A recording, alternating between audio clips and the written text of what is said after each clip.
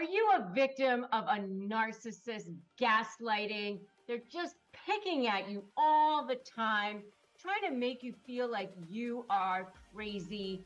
Are you ready to turn it all around? I'm going to show you, first of all, what gaslighting is, and then I'm going to show you how to shut it down in this video.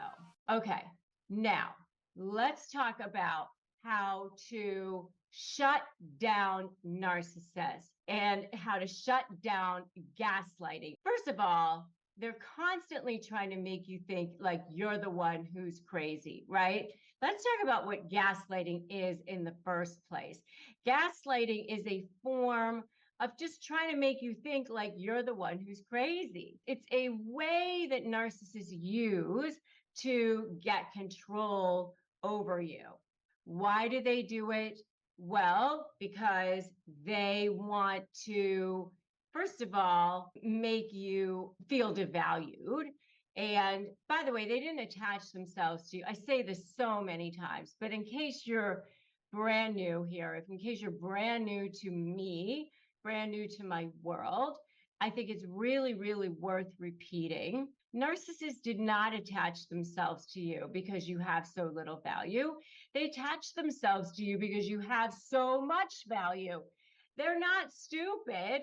They don't, even though they're constantly devaluing you, constantly trying to make you feel small, they didn't attach themselves to you because you have so little value.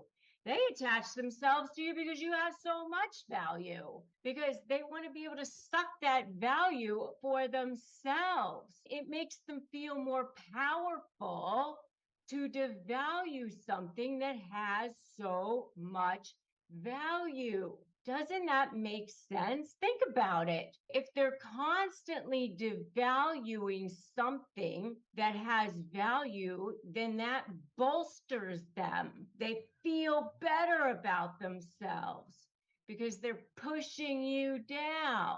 They don't feel better about pushing something down that they think is low. What value do they get out of that?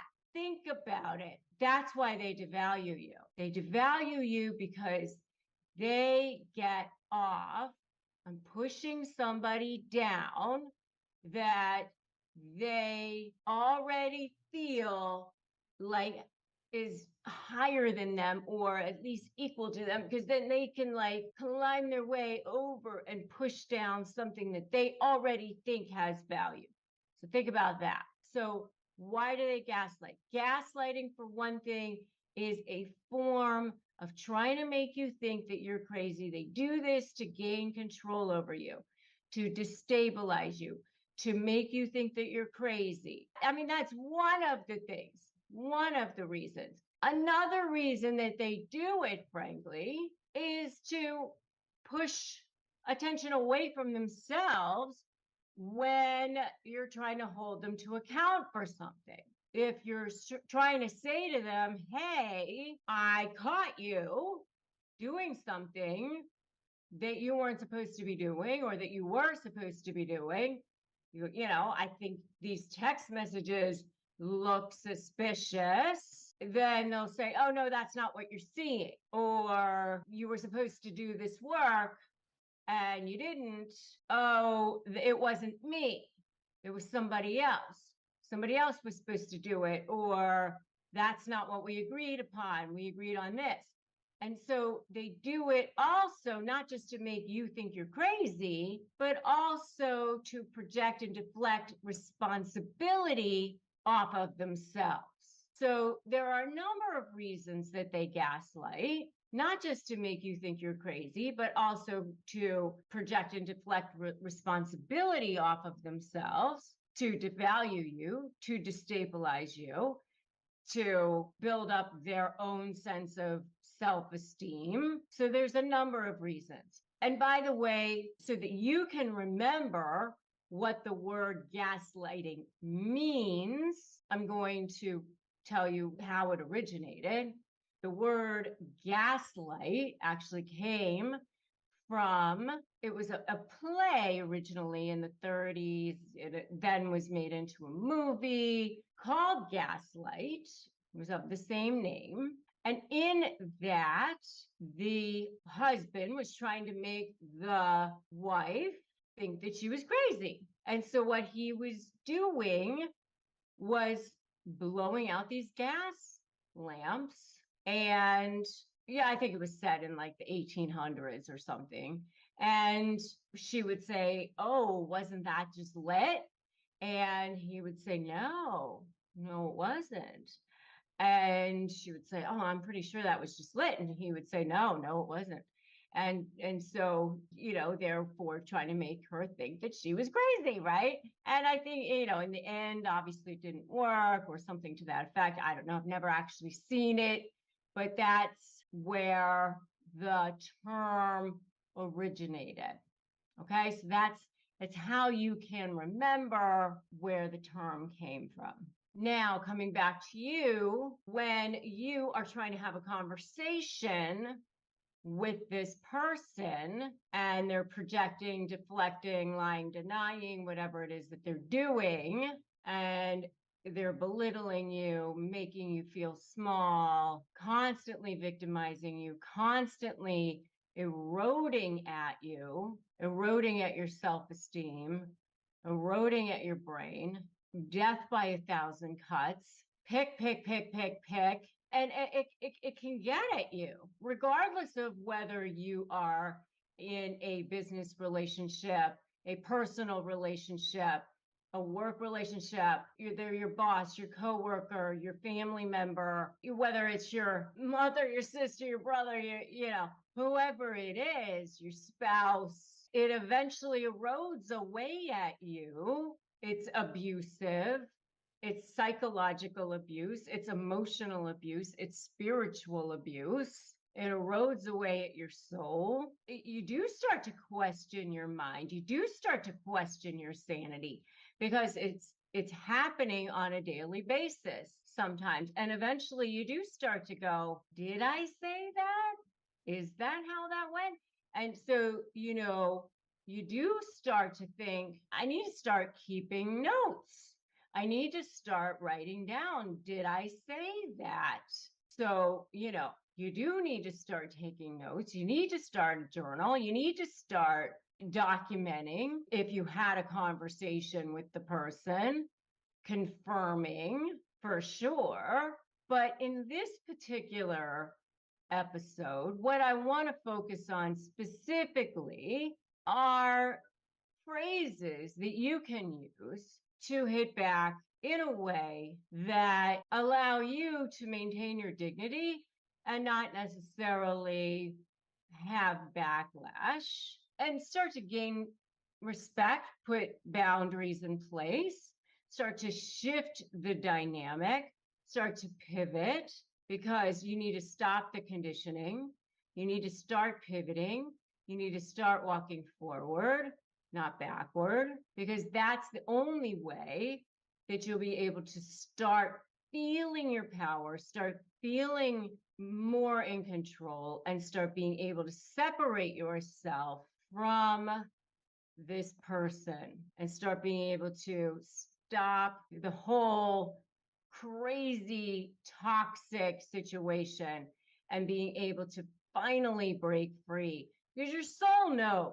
Those little whispers that you're hearing, the fact that you found this episode, whether you're listening to it on a podcast, whether you're watching it here on YouTube, wherever it is that you're consuming this right now, you found this by divine intervention because your soul knows.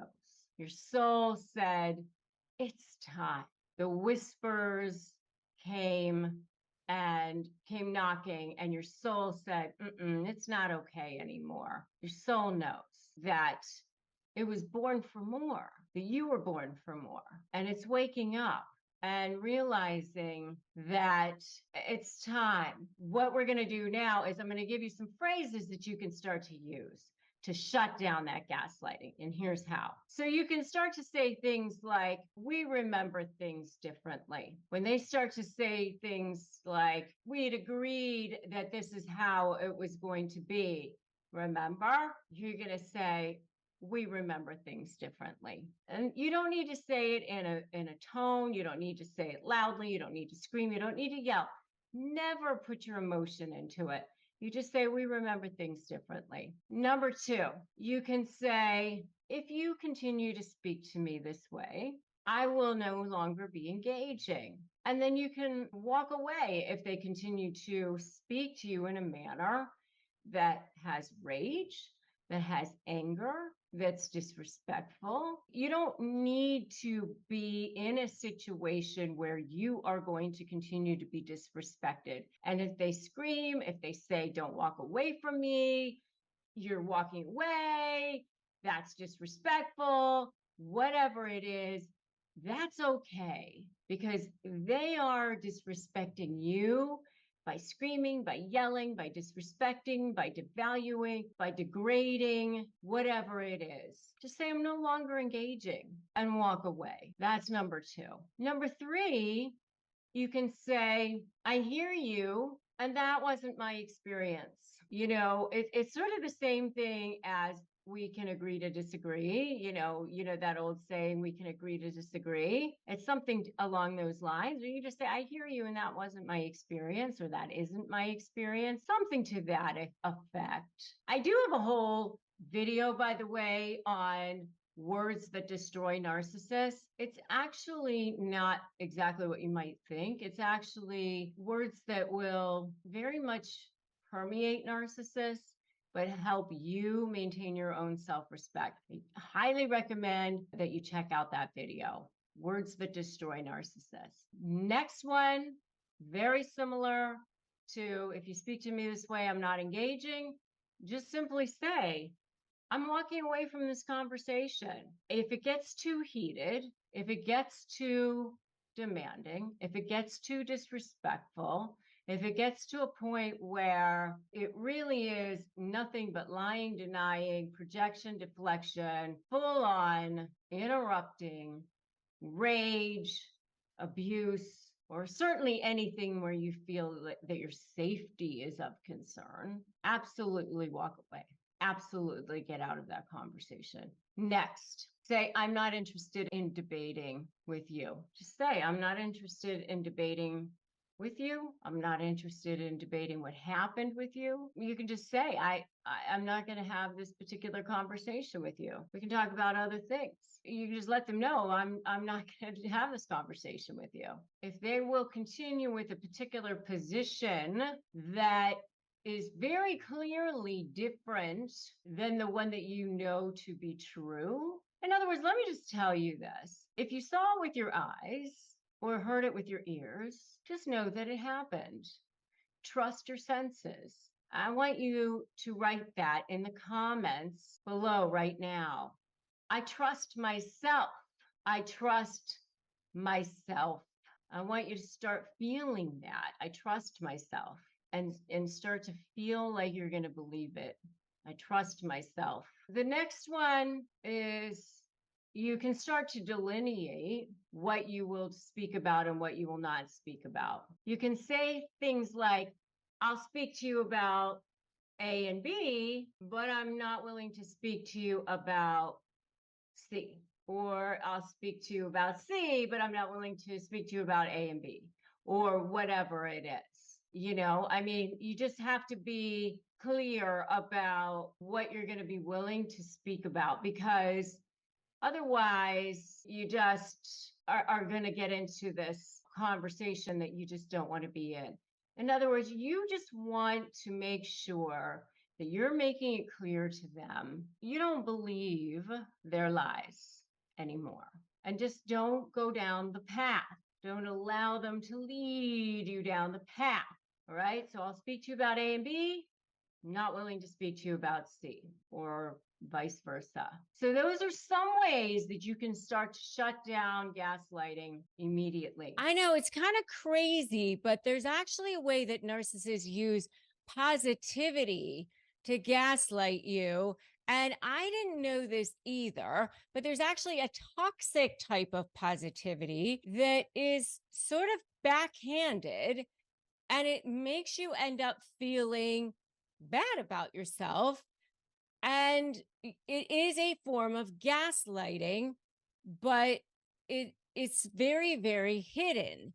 And it's, even though it seems like it's a good thing, it's coming out of their mouth, and it seems like a positive statement, it still invalidates you. So when you hear it, it doesn't make you feel better. And I know I've seen this because I have a friend who actually has, she's had to grieve the loss of a child, which was absolutely awful. She's one of my dearest friends. And she actually has talked about this with me at length. And so I've been, made familiar with it because of that. But other than that, I wouldn't have known about it or come to be familiarized with it.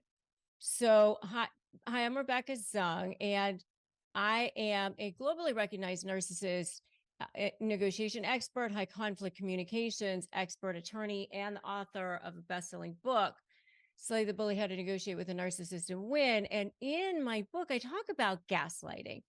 And gaslighting is when your feelings are being invalidated, when what you're seeing isn't what you're seeing, what you're feeling isn't what you're feeling, what you're hearing isn't what you're hearing. It's when you are being made to feel like you're crazy, when you basically are being made to feel invisible, when you are being marginalized in some way. Yeah, but it's really worse than that. It's when you're really feeling like you're actually going crazy. And so the impact of it is that you start to feel voiceless, that you start to feel like you can't speak up. And I know for me, because of, things that I've had to work through in my past, when I've been in toxic relationships, I tend to have what is becomes known as leaky boundaries, where you end up allowing things to happen that you shouldn't allow to happen, and you don't end up speaking up when you should. You end up just, I'm just going to go along to get along because I don't want to end up having to deal with it. It's just easier for me to just do the things I shouldn't end up doing, or not saying anything when I should say something, because I don't want to have to deal with somebody being mad at me. I don't want to have to deal with, the thing. But that's one aspect of it. But this is something completely different. Toxic positivity shows up in a different way. And that's why it's so kind of backhanded. How this ends up showing up is more manipulative, quite frankly. But it's again backhanded. It's again a way to downplay your experiences, again, a way to maintain control. It's a seemingly positive phrase that makes you feel, if you're not aware of what's happening, like you don't matter. So, for example, you are down about something and you're upset about something and you're sharing your feelings. I'm upset. I'm sad. I am angry.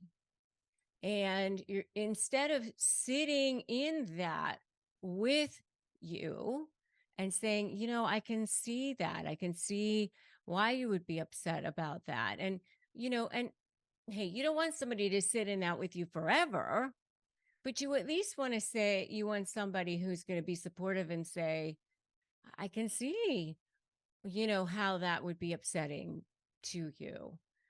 And I can get that. I can get how, I can feel that. I can feel that with you and sit in there with you for a little bit. And, I get why that would be something that would be, upsetting. But if somebody has been emotionally abusive or whatever it is. But what this is somebody who just says, just be positive. Just be positive. I don't know why you're focusing on that. Just be positive. And instead of giving any sort of validation or acknowledgement of that emotion to that person, they don't give any acknowledgement to it at all. They say, just be positive. Let's just, move on. And what that does is, and yeah, while it seems harmless to some extent, it also silences you, and it doesn't validate you at all. It doesn't allow you to have any space there. And it gaslights you into sort of making you feel like your feelings are unwarranted in some way. And it's crucial to understand that sort of subtle manipulation. It's a subtle sort of manipulation. So it's sort of another one that they might do is sort of when you want to talk about something that might have happened with the relationship, and you're not trying to dwell on the relationship, this is, and there's a sort of a fine line between you kind of making them stew and holding their head to the fire all the time, and also holding them accountable, right? But if you're truly just saying, hey, I want you to be held accountable, and I want you to apologize to me and validate me, and then they just say, you know what, why are you bringing that up now? Why can't we just look at the future, and let's just let the past be the past, and let's just move on? Because that's another thing that a narcissist will do. Let's just let the future be the future. Let's just be positive. Let's just look on the bright side. Look on the bright side. That's another thing that they might say. An uplifting phrase that seems positive. Look on the bright side. It's an uplifting tool. It appears positive, right? It's a tool for gaslighting sometimes. They divert attention away from the real issues. And it makes it challenging for you to address core problems. Why are you focusing on the negative all the time? Let's just look on the bright side, because it doesn't allow you to have your feelings. Another one that they might say is good vibes only. Good vibes only. That's just great. But if it's being used to suppress any concerns that you might have, it's great. Okay. But then when they might have concerns, what happened to good vibes only? What happened to look on the bright side? Well, that's only, if it's one-sided a lot of times, right? So you got to look and see what's happening there. Understanding and recognizing when this might be happening is a really, really important step to reclaiming your sense of well-being, and really being able to take a step back and take a step at understanding that this is a form of gaslighting, that it's toxic positivity, because it's a form of invalidating you and invalidating your concerns and invalidating that you matter as a human being. And it's a form of diversion. It's a form of diversion away from the true issue, which is maybe, again, getting them to take responsibility for their actions, right? And by the way, if you haven't subscribed to this channel, make sure you do that now, because we do give tips and resources on this sort of thing on a regular basis. So make sure you do that now, because I want you to have the help and support that you need. And to that same vein, we have a supportive community, which you can join, which is my free private Facebook group, Narcissist Negotiators. And if you need phrases for disarming narcissists, I have those too. Disarmthenarc.com, disarmthenarc.com. You can get that as well, disarmthenarc.com. And so make sure you grab those free phrases for disarming narcissists to help you, something that you can use, tips and tricks, something, a resource that you have at your fingertips also. So, it's good to have positivity, of course, and certainly you don't want to be a person who's sitting in the mud and in the doldrums, or, being negative all the time. But, you also don't want to be having your feelings invalidated. Like another one that I've heard people say to people, especially, somebody who's lost somebody, is everything happens for a reason, and of course, this is, sometimes it's people that just don't know what to say. Sometimes people just maybe just say this without realizing what they're saying. But sometimes narcissists use it again to dismiss your pain and struggles. And sometimes they use it as a weapon to manipulate. So you just have to understand, is it somebody who's really trying to be harmless, or is it somebody who's trying to invalidate you, invalidate your feelings, invalidate what's happening? Right. And I would love to know what you guys have seen, what kinds of toxic positivity you might have experienced as well. Let me know in the comments.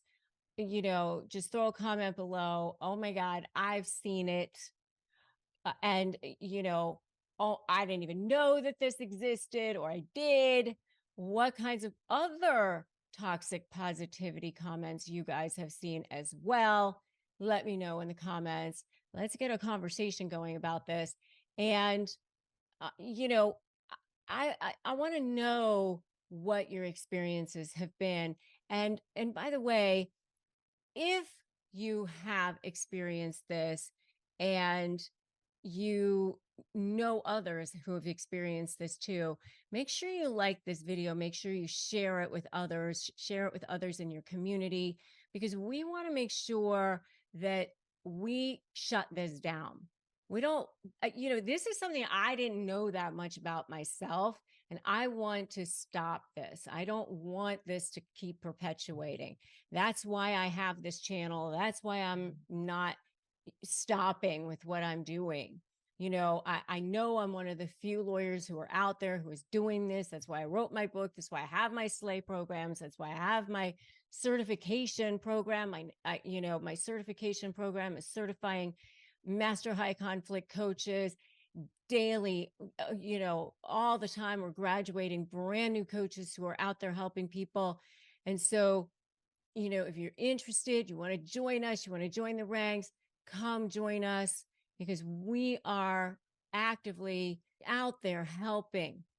And I'm so glad that you were here. And today we're going to talk about 5 ways that a narcissist reacts when you become fearless. So if you've ever wondered what happened, what's going to happen when you become fearless with narcissists, we're going to be breaking down the kind of fascinating ways that they respond when you become fearless. It's sort of like when you're dealing with a toddler having a tantrum, right? They've been conditioning you from the beginning. You sort of went along with that conditioning when they were sort of testing you. So what happens is, at the beginning of the relationship, they started love bombing you, and everything was amazing. And the dopamine, was going off in your brain, and you were like, oh my gosh, this is the most incredible person I've ever met. And they were like, wow, you're amazing. I was in a business relationship with a narcissist, and it was actually the same thing. Let's get to the next level. Let's sign contracts, people that I can introduce you to.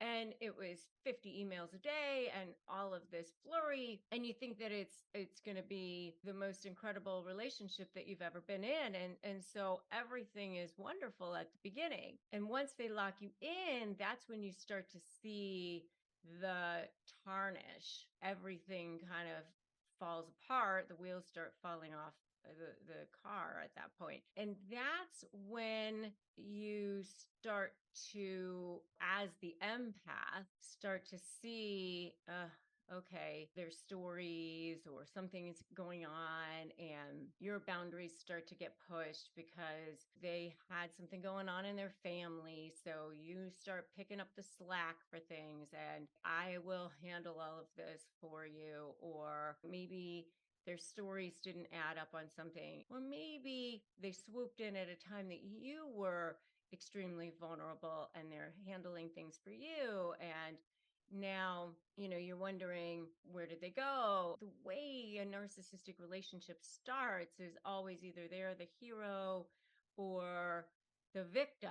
Things shift at the beginning, in the middle of the relationship, after the beginning. And so when you start to see that bloom coming off the rose, and now you have kind of shifted into that discard phase of the relationship, and you want to change how things are going to be, and you now want to become fearless and you want to change the rules of the game, the first thing that they're going to want to do is kind of become like a toddler having that tantrum and go, I'm going to push back again. And they're going to act like that toddler again. They'll think, I just need to scream louder. I just need to scream longer. I just need to kick more. It's sort of like that shock and disbelief. So the first thing you're going to see from them is that sort of shock and disbelief, like, what's going on here? I don't like what's happening. I don't like this shift in the wind. I don't like this change. You'll start to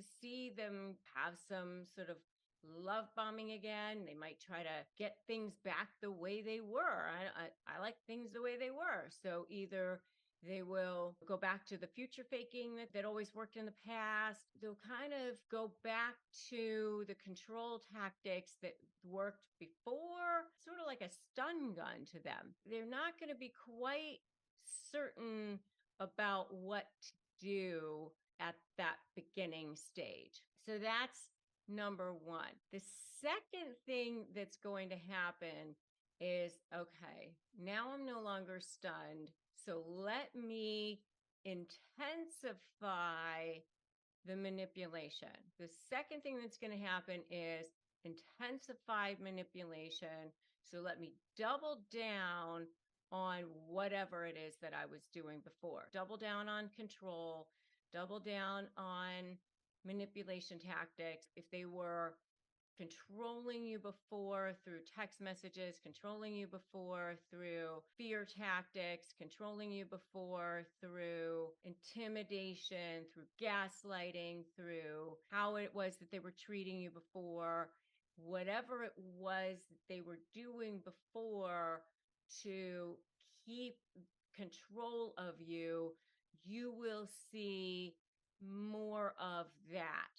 So whatever it was that they were doing to have control of you in the past, you might see an intensified version of that, more threats, whatever it was, that you might see a heightened version of that. Because, they're fear-based individuals. They'll be coming from that place of fear and continuing to be from that place of fear, but heightened, more of it. That's what you'll see next. The third thing that you're going to see is, okay, this isn't working. So I'm going to go now to anger. I'm going to go now to aggression. Now you're going to go into more of a critical phase. If you do this, I'm going to do this. Now you're going to start to see some threats, some guilt measures, or maybe even some covert tactics. I'm going to take the kids. I'm going to take money. If it's a business partnership, threats of, I'll take all of the employees. This is going to be a critical phase to navigate, because now you might start to see the birth of a smear campaign. They might start to say, I'll make sure you never work in this town again. I will tell everybody what a horrible person you are. They might empty threats, the things that they might say. This is where they start to heighten their aggression. If you guys have seen these sorts of things, I'd love to know. Drop a comment below. Let me know what kinds of things you guys have seen. Let me know. I've seen it. Put it in the comments below. And if you are dealing with this, make sure that you grab my free Crush My Negotiation Prep worksheet. It is totally free. You will definitely want to grab that, especially if you're negotiating with a narcissist. winmynegotiation.com. Make sure you grab that as well. Make sure you join my free private Facebook group, Narcissist Negotiators at Rebecca Zung. Links to all of that is below as well. Next is the attempts to gaslight you, diminish your confidence. Now it's going to be ongoing personal attacks on you, making sure that they undermine you, undermine your strength, undermine anything that you're trying to do. If you are starting a new endeavor, that's going to definitely fail. If you are with a new business partner, that person's a loser. Whatever it is that you're trying to do, that's going to be blown up in smoke. Everything you are doing, they are going to go after. You're never going to make it without me. No one is ever going to believe you. No one's ever going to hire you. Anything you're going to try to do, they're going to try to get you at every turn. I'll make sure that the kids are turned against you. I'll make sure you never see your kids. I'll make sure you're out on the street. Whatever it is, they're going to try to undermine you. So that's the next thing. The final piece that they are going to try to do when you try to become fearless and on your own is they will retreat and then also seek new targets. If they really think that you are completely done, then they may just give up on you and go look for new supply. But if that is the case, it will never completely give up on you as a source of supply, as long as you are a source of supply.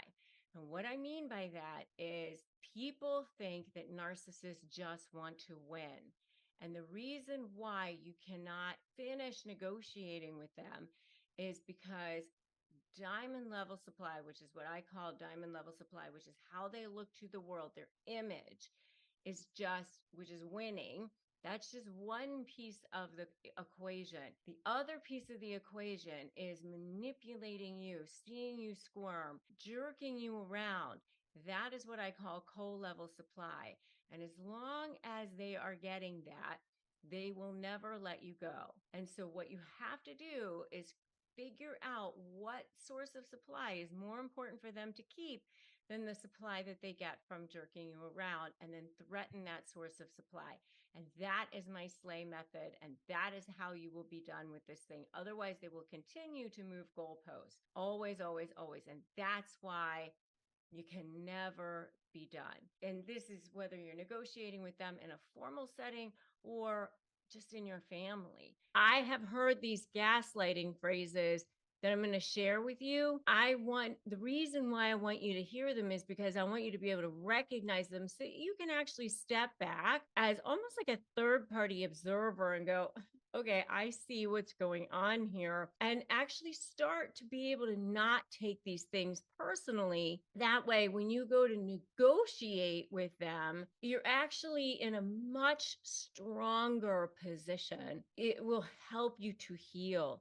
You can actually start to be in that place of getting on the path of creating a life of intention, a life of where you're in creation and not just survival. And that is so important, because when you're dealing with a narcissist, you are in survival mode all the time, and that defensive mode all the time, and that cognitive dissonance all the time, where your brain just feels like it's so scrambled. But the good news is that you can start to heal. Your brain can start to heal. And what happens is you've been love bombed and devalued and love bombed and devalued back and forth, back and forth, back and forth. When that devalue phase starts, that's when you start to see the birth of that smear campaign. And the first thing they're going to start to do, especially when you try to leave them,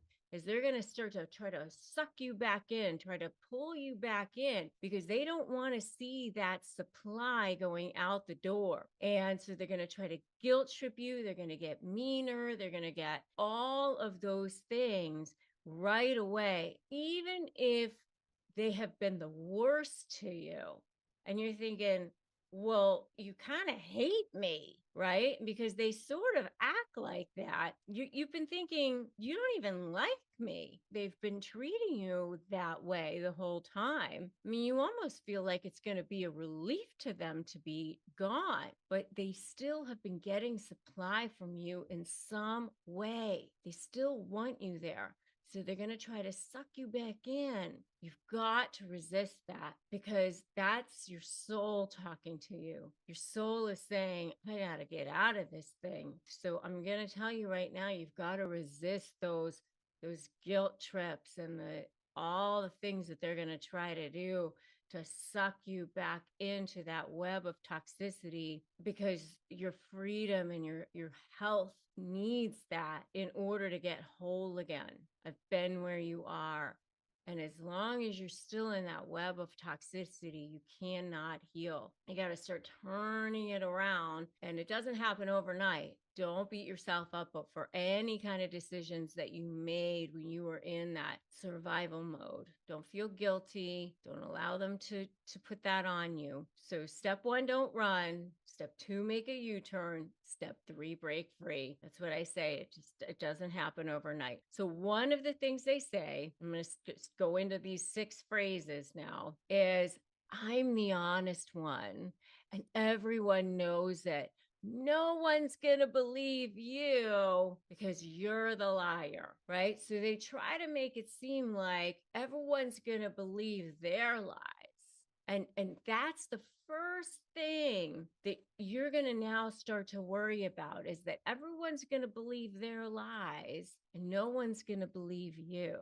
And that's what they're going to try to get you to think. I just said to you, in the discard phase, that's when you see the birth of that smear campaign. And so what I want you to do right now is go download my free phrases for disarming narcissists.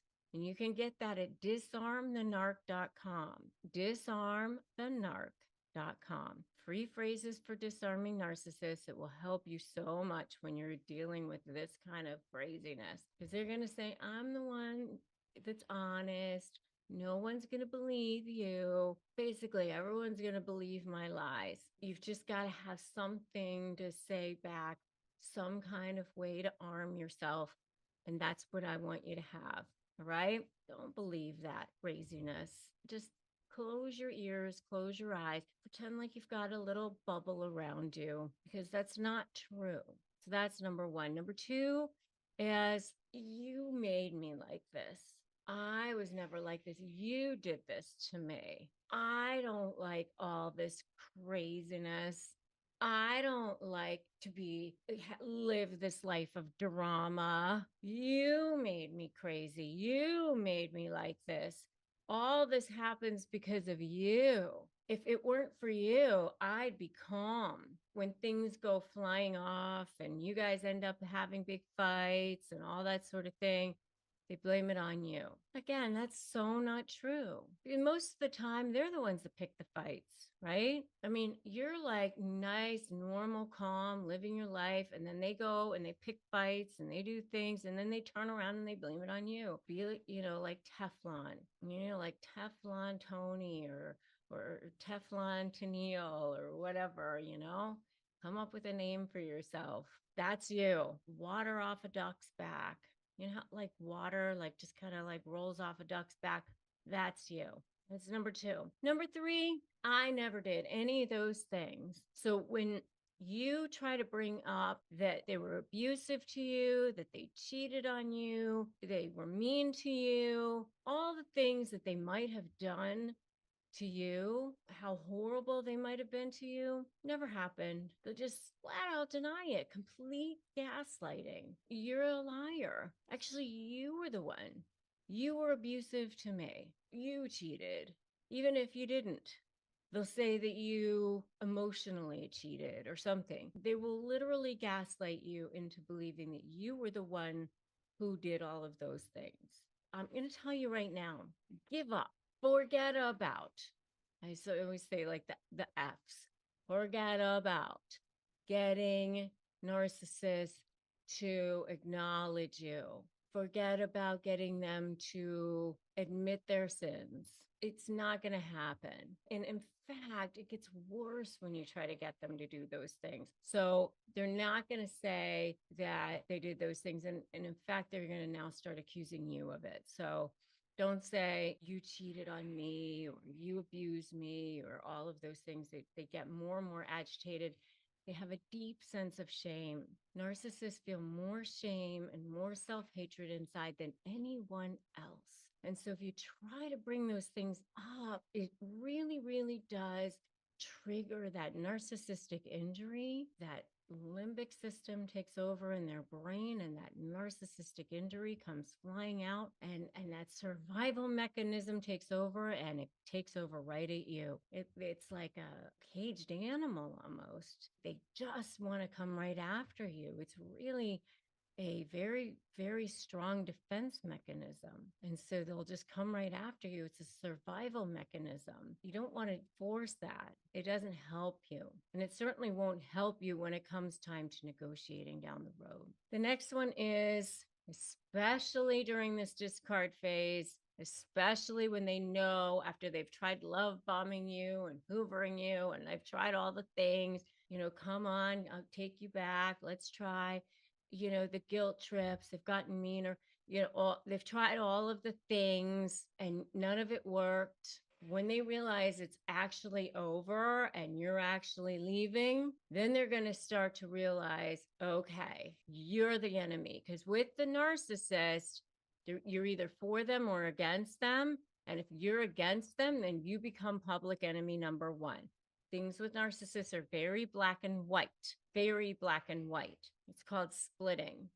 You're either this or that. There's nothing in between. And so now I have to take you down and you'll have nothing. I'm taking you down. And they feel like that because they want to take you down before you can take them down. I'm going to take you down. You will have nothing. I've heard narcissists say things like, you're going to live on the streets.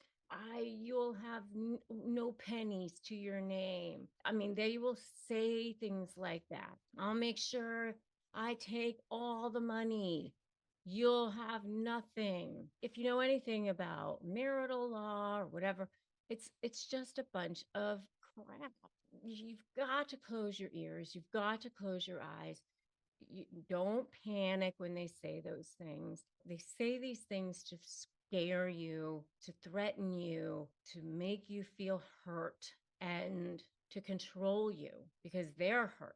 And so you've got to just stay calm. Don't let your emotions take over. I know it's super hard, but you totally have to do that. And you can do hard things.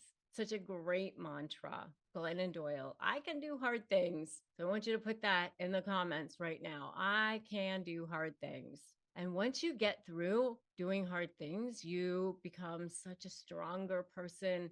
And it is through doing hard things that makes you such a stronger person and makes you realize that you are the better version of yourself. And once you face those fears, that is what makes you braver. And that is what makes you a more courageous person. And you got this. All right. So we've got 4 down. We've got 2 to go. So the next one is, I never loved you. So painful when they say things like that. They want to hurt you. They want to go after like that Achilles heel, that heartstring, that thing that they know is going to hurt you the most. So they say things like that. I never loved you. They did love you in their way. And you just have to take and be grateful for the time that you had together, and be grateful for the laughter and the good times, and take the lessons that you had for the time that you had together, and enjoy those moments and enjoy the memories of that. Don't dwell on the things that they're going to say that they need to say in order to cause you pain, because they're going to do that, and be okay with the things that they're going to say to cause you pain, and understand that that's what they're doing. And the same thing for number 6. Number 6 is, I can do much better than you. They're driven by narcissistic supply. They need to feed that ego. They need to feed that feeling of empty space that they have inside of them. They don't feel whole inside. They feel an HOLE. They don't feel WHOLE. And that HOLE is black. It's a never ending space. It's like a sieve that they have to constantly find something to put inside there. And if you keep trying to fill it, you're just going to feel completely depleted, and your soul will be empty forever and sucked dry.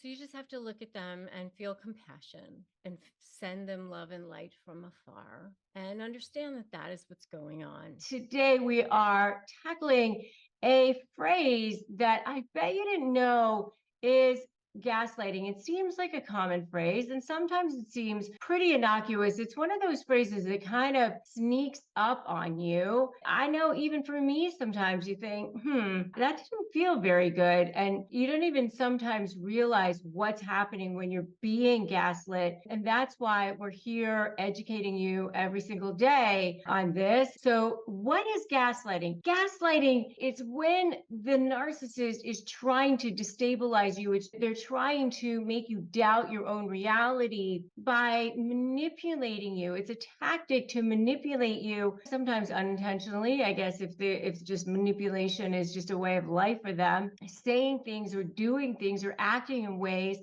to contradict your senses, your reality, and doing things that you know to be true. They do all sorts of different things. They can straight out lie. That didn't happen. What you believe is true is not true. But a lot of times it sneaks up on you. A lot of times it's much more stealth than that. A lot of times it's much more covert than that. In this particular instance, there is a phrase that seems sometimes innocuous, but it is not.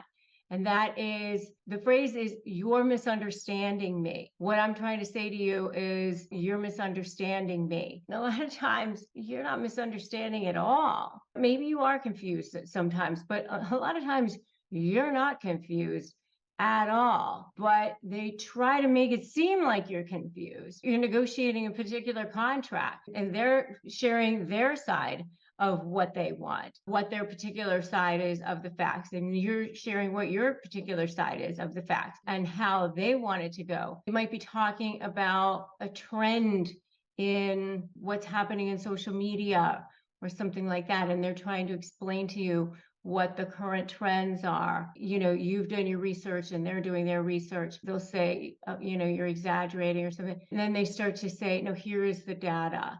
Here's the data of what it is, and trying to get you to question your understanding. And sometimes if it's somebody who's a man to a woman, they try to make it seem like it's paternalistic. They try to couch it in terms of care. Or if it's somebody who's doing something unethical and you're catching them on doing something unethical, they try to weasel out of it by saying, oh, you're misunderstanding what I'm saying, what I'm doing. I certainly wasn't doing anything unethical. And to try to dismiss your feelings and what you're saying by getting you to think that what you're seeing, what you're believing, what you know to be happening isn't happening, because you're just misunderstanding what's going on.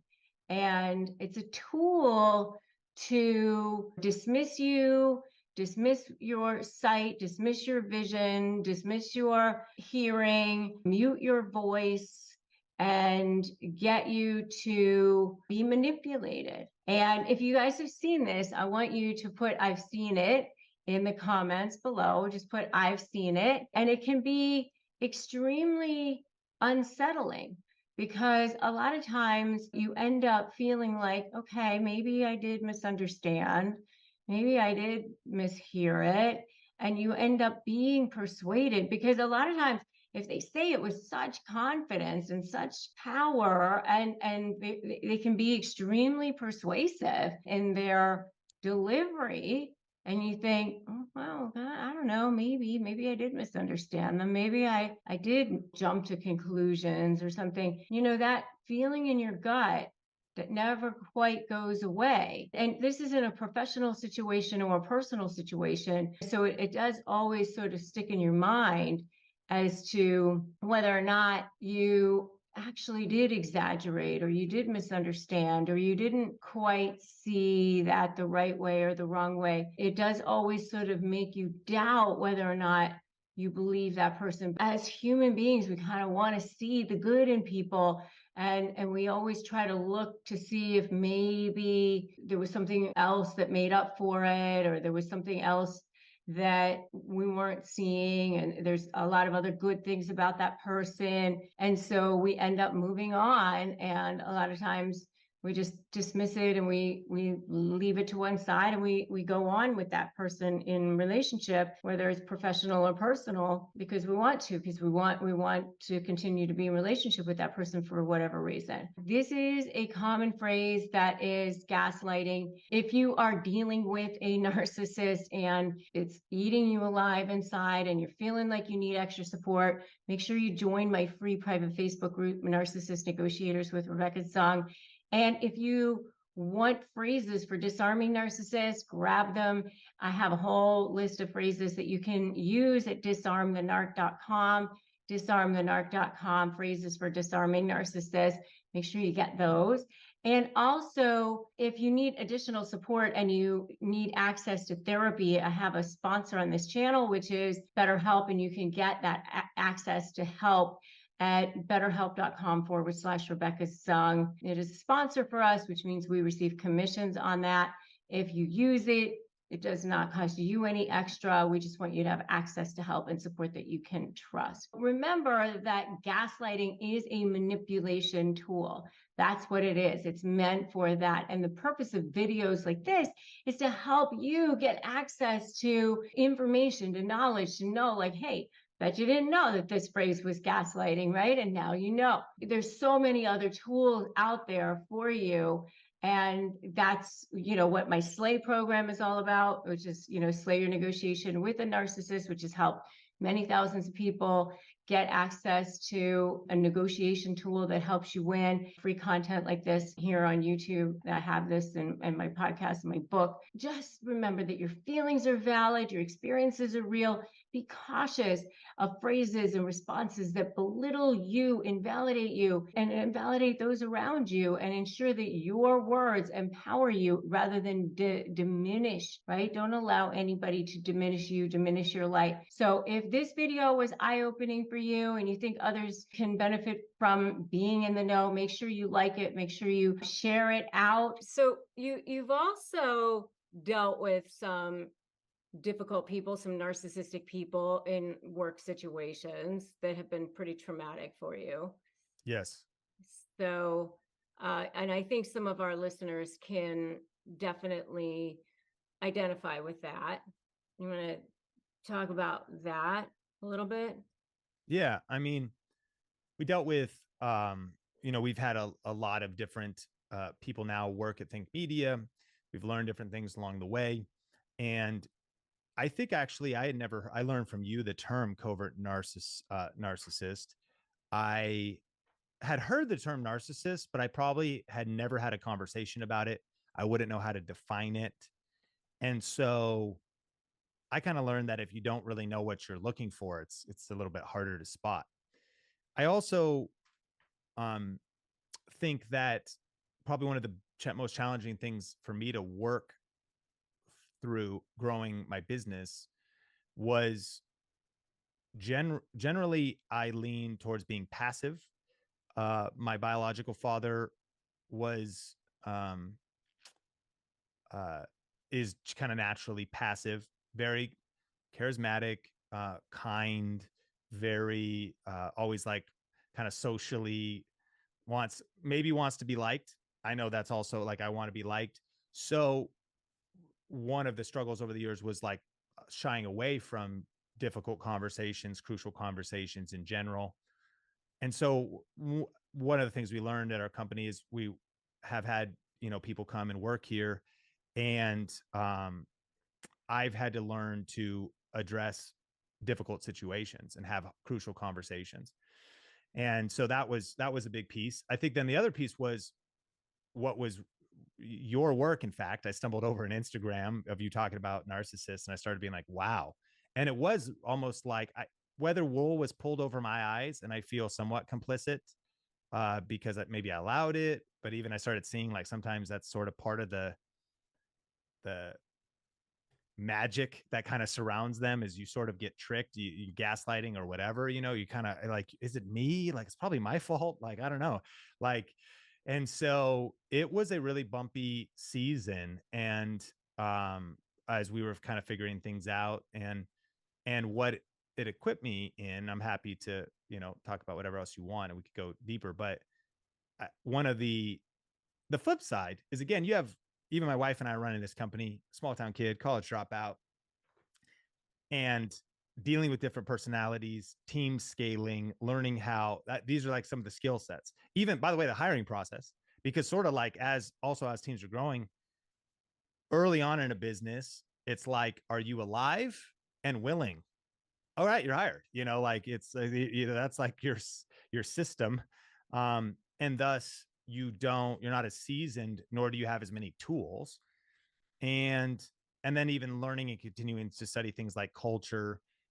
And what's interesting is, in hindsight, I could have probably seen the signs more, but I also realized that sometimes we definitely have blind spots, or that if someone's producing, that could be one big thing. Like, well, but if they're producing, or maybe they're even like actually hitting like generally their targets in terms of, or maybe even beyond, but obviously toxic to the culture, and now verifiable from multiple accounts and multiple other people. And maybe they treat you a particular way, but there's ways they've treated other people, which is now not only verifiable, but seen over time. And if you're still turning a blind eye to it, that was some of the stuff I had to deal with as a leader, was thinking about, you can't, you have to address situations eventually. Of course, and that no team member is worth any amount of money if you lose culture.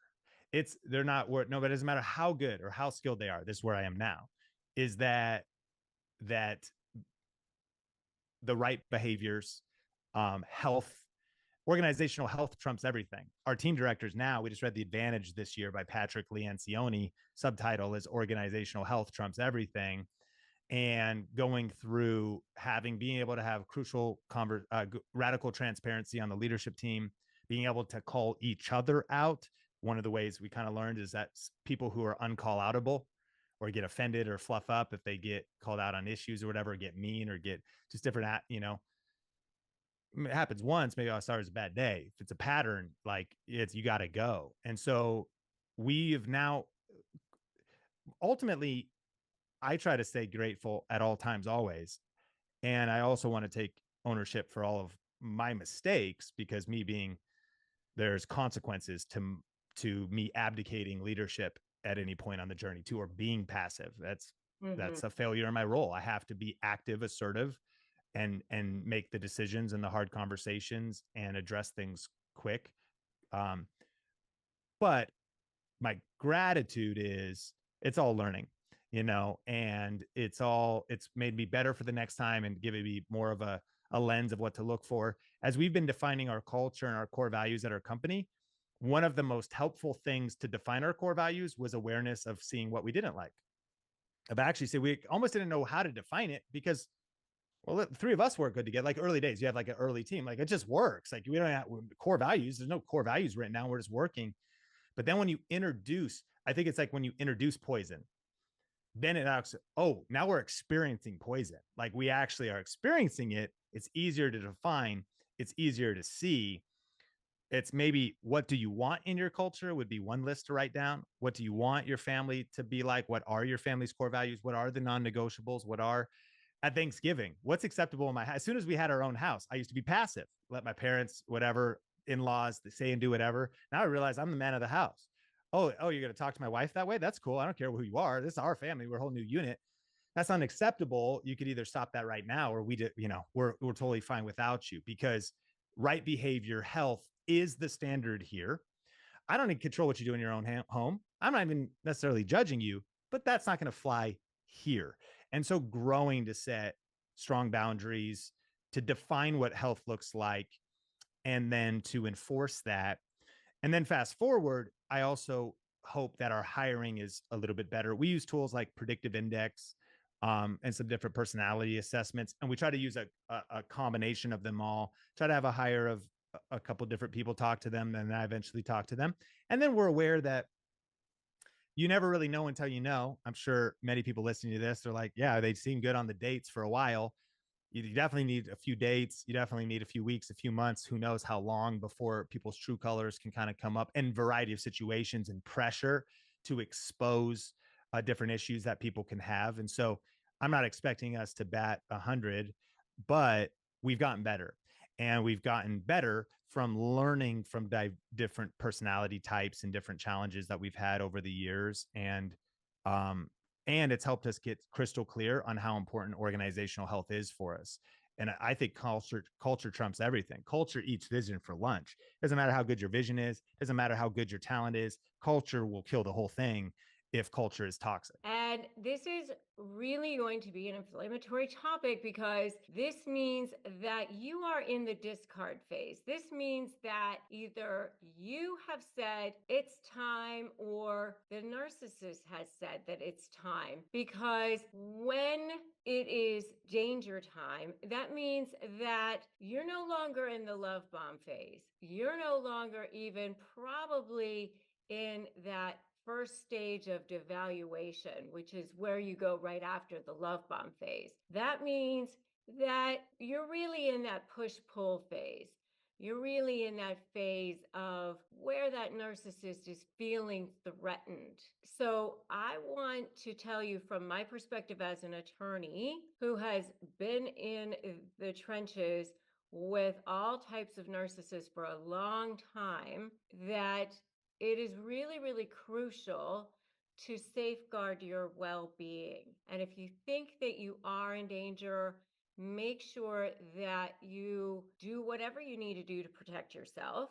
Get to a place of safety, whether it is a local shelter for abused people, abused women, a local church, a local synagogue, or wherever it is. So let me just say that at the outset. Call the national hotline for domestic violence, whatever it is that you need to do to get yourself to a place of safety. So let me say that at the outset. Call the police, call 911. There is always something that you can do to get yourself to a place of safety. So let me say that at the outset. I am Rebecca Zung. I am an attorney. I've been recognized by US News as a best lawyer in America. I've also been a globally recognized narcissist negotiation expert. I have a best-selling book, Slay the Bully, How to Negotiate with a Narcissist and Win. And if you're new here, welcome. And I invite you to subscribe here and hit that notification bell. I release brand new videos every single day for you, so that you can be empowered and get the help and support that you need. And we've built an amazing community here for people to get the help and support that they need, and it's for you. Signs that you are in danger: when a narcissist feels slighted, when a narcissist feels like they're going to be exposed, when a narcissist feels like their grip on their source of supply is slipping. Any of those things can potentially trigger something called narcissistic injury in their brain. And that means that that limbic part of their brain, that emotional center part of their brain, is going to be triggered. and that part of their brain takes over. Now they're no longer thinking with their prefrontal cortex. That thinking part of the brain is no longer in control. It's the limbic part of the brain that's now back in control. That emotional center, they're no longer in control, is what that means. They literally are unaware of the collateral damage that they're causing to themselves or others during that period of time. They are in a rage often. When that happens, it's like a flip of a switch. They will take themselves down to take you down. And that's the scary thing. They will go from black to white in the drop of a hat. You are either their friend or their enemy. You're either for me or against me. If you are into that discard phase, then you become public enemy number one. They feel that sense that they're being slighted, when they feel that sense that they're going to be exposed, when they feel that sense that the person is no longer with them, when they feel that sense that you are slipping away or you're no longer on their side, or that you might be leaving, or that there's something going on, then they're going to want to hit you before you can hit them. They're always vigilant. They're always watching you anyway. They're always looking to see what's going on with their source of supply. If they sense that there's something happening, then they will up their ante. Their efforts to control you are going to get higher, stronger, more intense. So if you start to see their behavior becoming more and more intense, their rage becoming more and more intense, their outbursts becoming more and more intense, the way they treat you, their attempts at controlling you becoming more, their surveillance of you becoming more. Where are you? What are you doing? I don't like this. Get over here. Get home. They're becoming more obsessed with what you're doing. These are all signs that something could be wrong, something maybe not be good. And if they are prone to not being stable in the first place, then you might want to have a conversation with a friend or a family member that says, maybe we need to have a safe word. Maybe we need to have a safe emoji that says, hey, when I send you the emoji that looks like party hat or whatever, there may not be a little party going on over here. Maybe you need to call 911 for me. They will hit you where it hurts. Legal attacks, financial attacks, attacks on your reputation, going after your friends, your family, your work. I've seen them tell people all sorts of things, that you're a child molester if you're not. Depending on how malignant they are, they don't want you to have it. If you would see a sudden change in their behavior, a sudden change in how they act, a sudden change in their demeanor, a sudden change in how they talk to you, sudden change in how they feel about you, the way they're treating you, it's not a good sign. Those are all bad signs that you might be in danger. Threats, implicit or explicit, the way they might come at you. If they are lunging at you all of a sudden, that's a bad sign. If they're sending you text messages that say you better get home, or things aren't going to go well for you, things that they're saying that are trying to intimidate you to make you feel like you're feeling controlled or instill fear in you, that's not a good sign. If they start to install some kind of physical surveillance, you find trackers on your car, there's cameras installed in your home, not a good sign. All of these are signs that are not good. If they're trying to weaken your support system, isolating you from friends or family, those are also not good signs. If they actually do engage in some sort of domestic violence, it's obviously not a good sign. What can you do? Lean on trusted friends and family for support. Make sure people know what's going on. Document everything, whether it's a notes app in your phone in real time.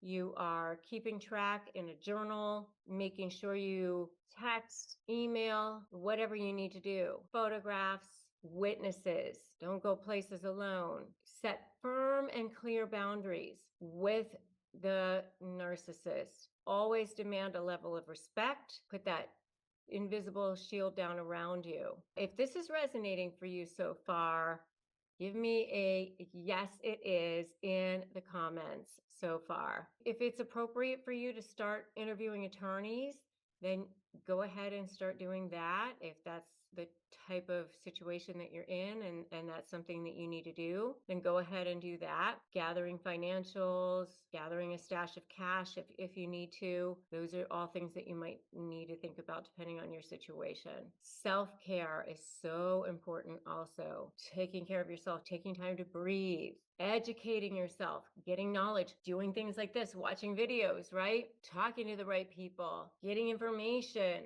Knowledge is power. They thrive on, you're never going to see your kids again. You're never going to do this. A lot of times it's just so much crap. All right. So let's talk about the ways that narcissists devalue you in texting. Texting is one of the most ridiculous ways that they do it, because this becomes evidence for you down the road. This becomes leverage for you. It also becomes leverage that they can use against you too. Because remember, every text, every email, anything you put your hand to, whether it's a social media post or whatever, becomes a potential exhibit, whether it's a negotiation or becomes potential leverage back against you too.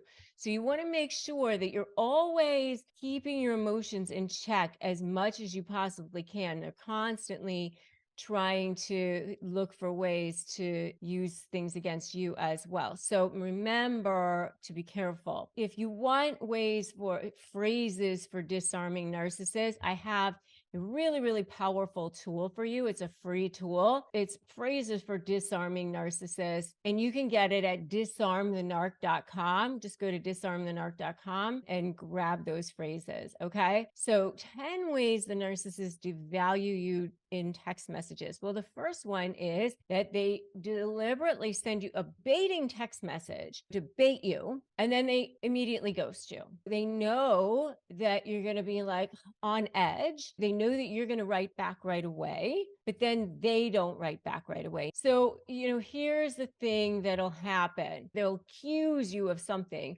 that is completely false. They might send you some kind of SOS. I got test results, or I have to go in for a biopsy for something.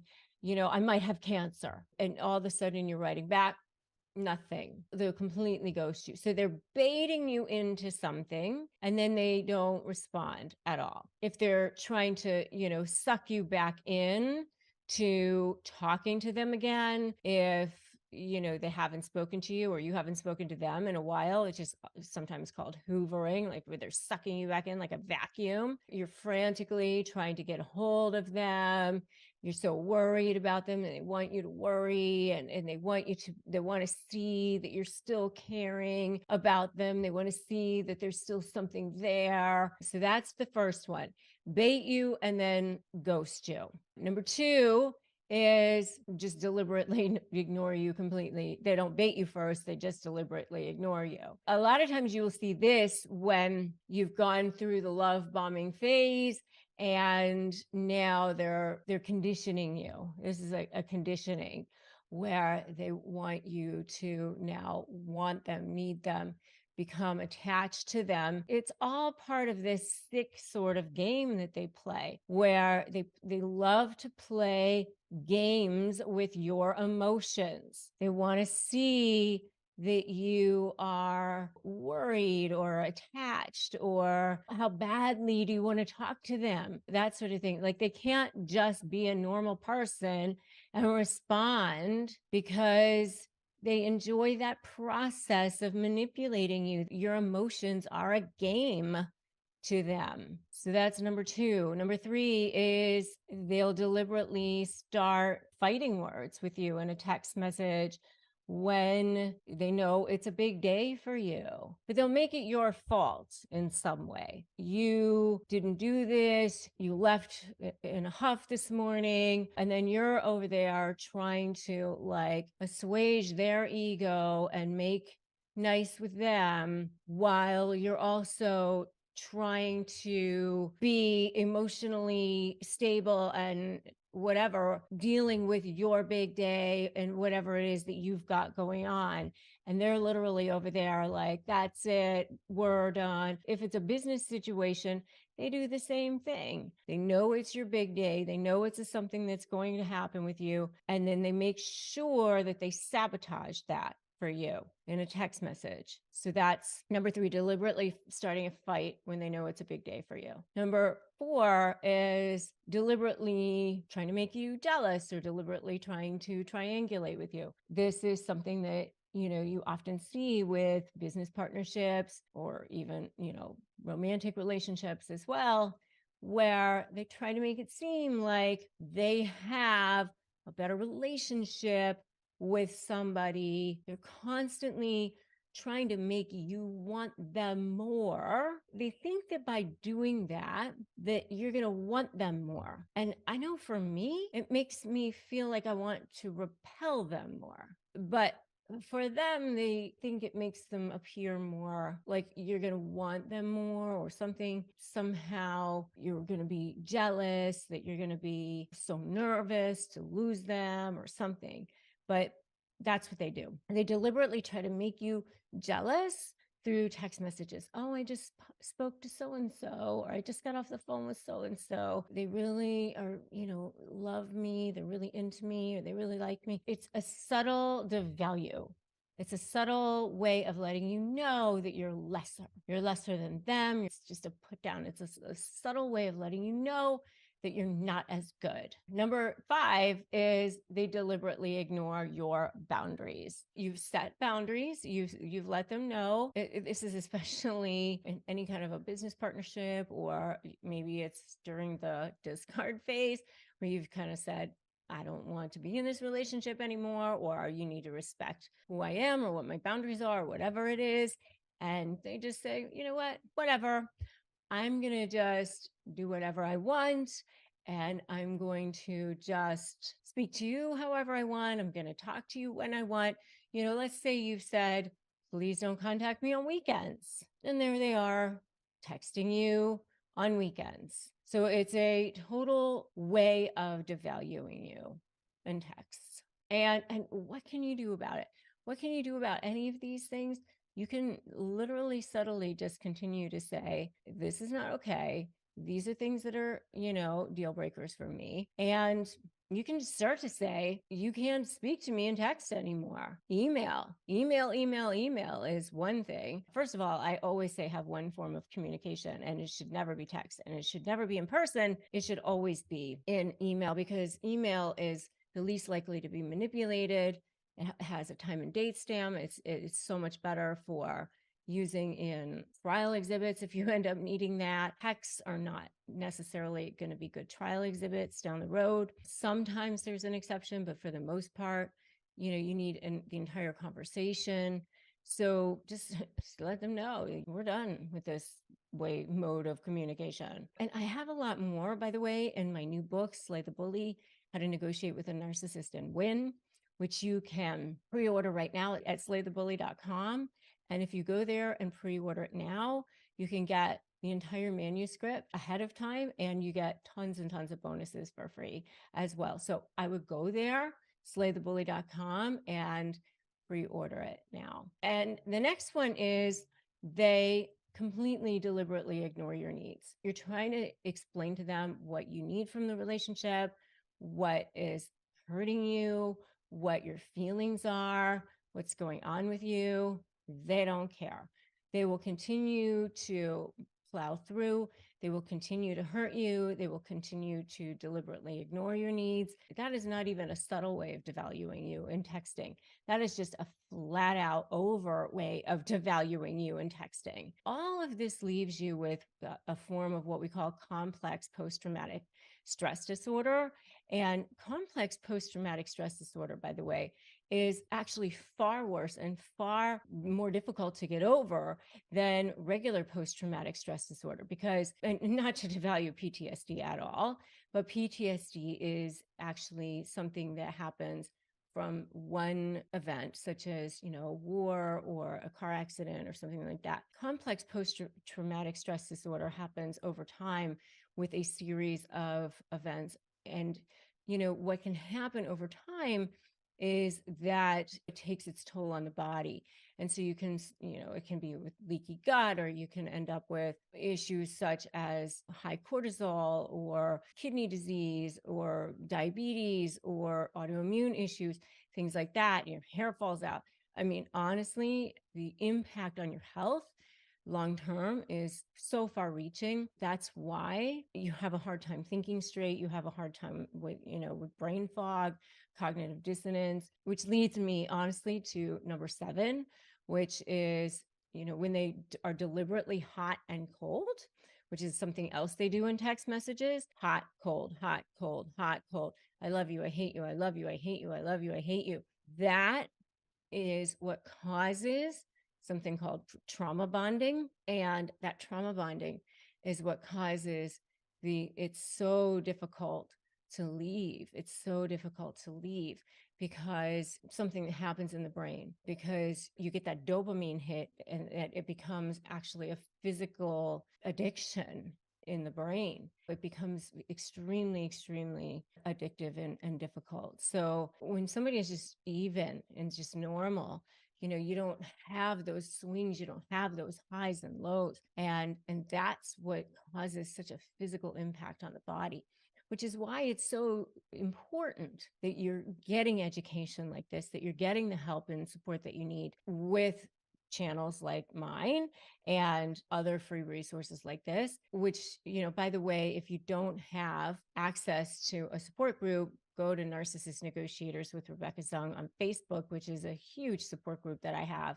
and get access there, start connecting with people. It's a huge, huge community that I have that is very, very active, and that will help you at least get started with some support.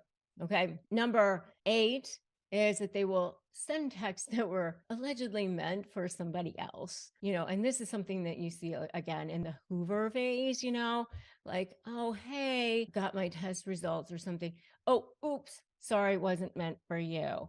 And, again, that little devaluing, that little letting like, not thinking of you anymore or whatever, just a way to devalue you, again, using that power of text messaging to give you a kind of a smack in the face, kick in the gut one more time, especially if you are no longer in relationship with this person, whether it's a work person, a business partnership, a romantic relationship, whoever it is, even if it's a family member, quite frankly, you can block this person.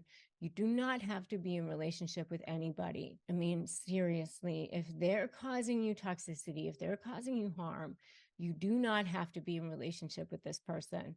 Period. End of story. You just don't. Okay. I mean, you really have to do something that I call defend your light with your life. That's what you have to do. That is the only thing you have to do. You have to take care of you. That's what you have to do. And that's the intention that you have to set for yourself. That is what you have to do. If you don't have access to help and support as far as therapy, I do have a sponsor on this channel, which is BetterHelp, and you can go to betterhelp.com/Rebecca Zung to access that. And we receive commissions. It doesn't cost you any extra, but we want you to have access to good resources that have been vetted. Okay. So that's the next one. The next one is deliberately be passive aggressive about things that they said that they were going to do, and then they just don't do them. So yes, I will definitely take care of that. Yes, I will definitely help you. Yes, I will definitely pick that up for you on the way home.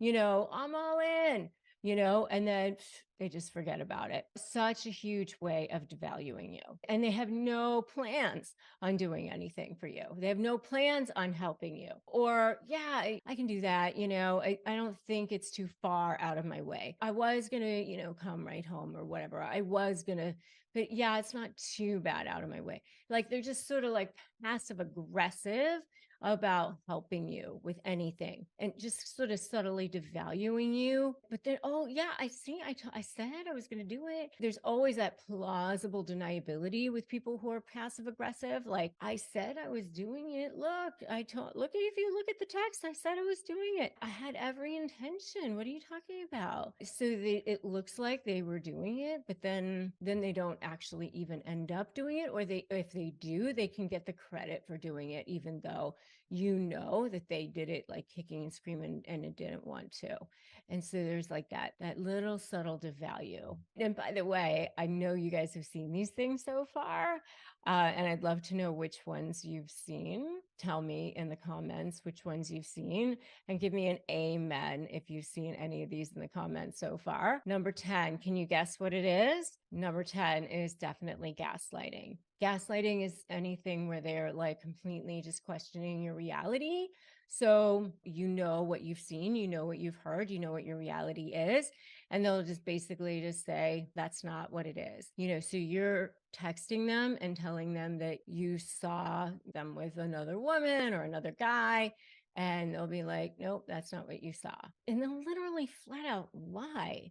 I mean, they don't even sometimes like massage the facts. A lot of times they just flat out lie. Like, no, I wasn't there. Completely gaslight your reality. The good news is that becomes your leverage. When that happens, especially if you have proof that they're flat out lying, that becomes your leverage, which is great news for you. Keep track of that. Make sure you are documenting that. Make sure you are using those things. That becomes something that you can use in negotiations. All right. And make sure that you are keeping check of your own emotions. As I said, don't allow them to bait you, because once you do, it's game over. They will definitely use that against you.